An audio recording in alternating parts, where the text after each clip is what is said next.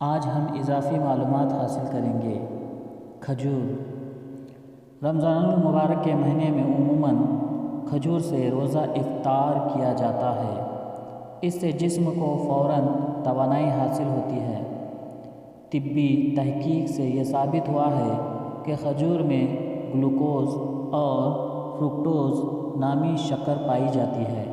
یہ فوراً ہضم ہو جاتی ہے۔ کھجور میں غذائی ریشے زیادہ ہوتے ہیں جو غذا کے ہاضمے میں مدد کرتے ہیں اور بڑی آنت میں کینسر کا سبب بننے والے کیمیائی مادوں کو خارج کرتے ہیں۔ کھجور میں فولاد کافی مقدار میں پایا جاتا ہے۔ یہ خون کے ہیموگلوبین کا اہم جز ہے اور خون کی کمی پر قابو پانے میں معاون ثابت ہوتا ہے۔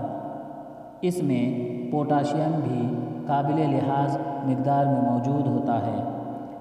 یہ دل کے افعال اور بلڈ پریشر پر قابو رکھتا ہے۔ کھجور کا استعمال اعتدال سے کیا جائے تو یہ جسم میں قوت مدافعت پیدا کرتی ہے اور اس کا حد سے زیادہ استعمال جسم پر مضر اثرات ڈالتا ہے۔